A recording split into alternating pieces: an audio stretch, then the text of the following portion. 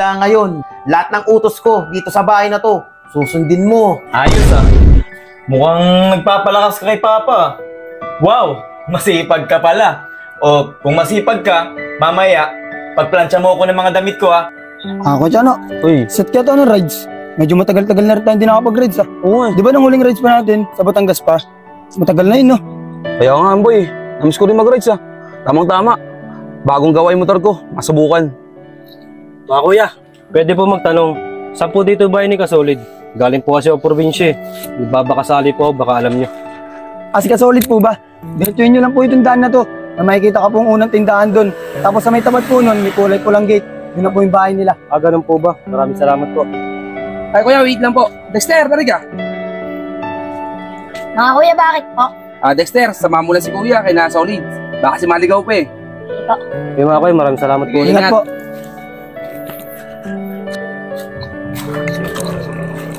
Bata, ito na ba yung unang tindahan na sinasabi nila? Opo, yan na po yun. Ay na nga po pala yung bahay nila Kasolid. Sige bata, maraming salamat ha. Paano? Salamat Dito na ako. Opo. Sana naman nandito si Solid. Solid! Solid! Arar! Mukhang may tumatawag dun sa gate. Tingnan mo nga saglit. Sige kuya. Sino kaya yun? Sino kaya yung tumatawag kay tatay? Ay kuya, sino po sila? Ako nga pala si Brian. Yung pamangkin ni Solid na galing probinsya. Ikaw pala yung sinasabi ni tatay, nagaling probinsya. Bumangkin niya, nauwi ngayon. Tara, Vincent, pasok ka.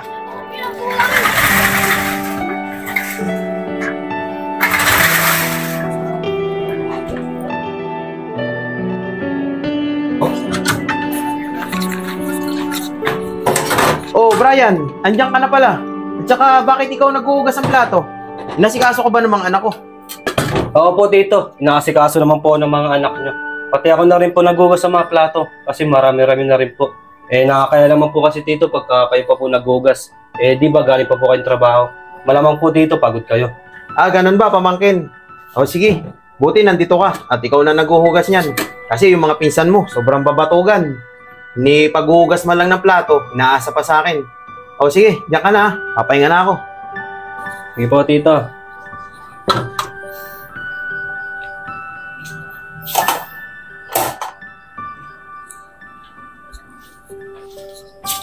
Ayos ah. Mukhang nagpapalakas ka kay Papa. Yung mga sinabi mo kanina, narinig ko kayo. Di kami yung lalabas na masama niyan. Hindi naman pinsan. Ganito lang ginagawa ko sa probinsya araw-araw. Ginawa ko lang dito. Ganun ba?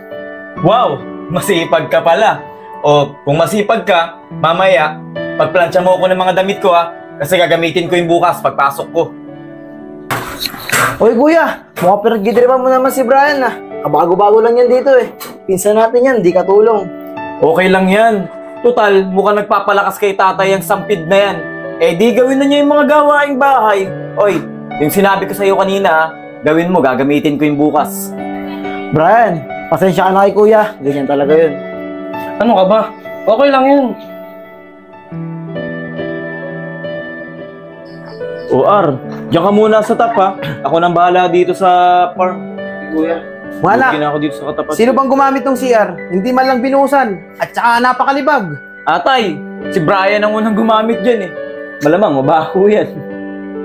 Nasaan ba yung batang yon? Naku tay, si Brian ba? Ayun, nandyan sa loob ng kwarto. Maghapon na yun dyan, hindi lumalabas. Malamang kung hahanapin mo, tulog yun. Kahit tawagin mo ng tawagin yun, hindi sasagot yun. Wala nga nagawa dito sa bahay maghapon eh. Ano ba naman yan? Mga batugan na nga kayo dito. Pati si Brian, batugan pa rin. Brian! Brian! Tito, bakit po? Lumabas ka nga dyan. Patulog-tulog ka lang dyan sa kwarto. Sarap ng buhay mo. Mupo ka rito. Kakausapin kita.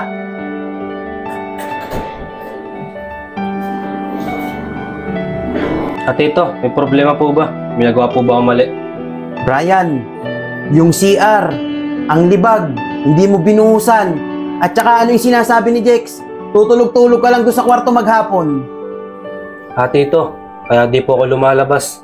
Nag-review po ako para sa exam po namin. Mag-aaral, mag-e-exam. Kalokohan yan, Brian. tanda mo to, wala kang mararating sa buhay.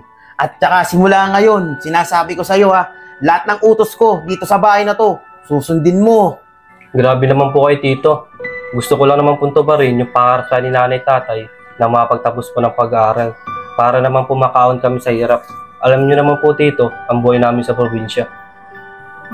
Naku tay, naniniwala ka dyan? Pinaglololoko ka lang yan. Aral-aralan lang yan.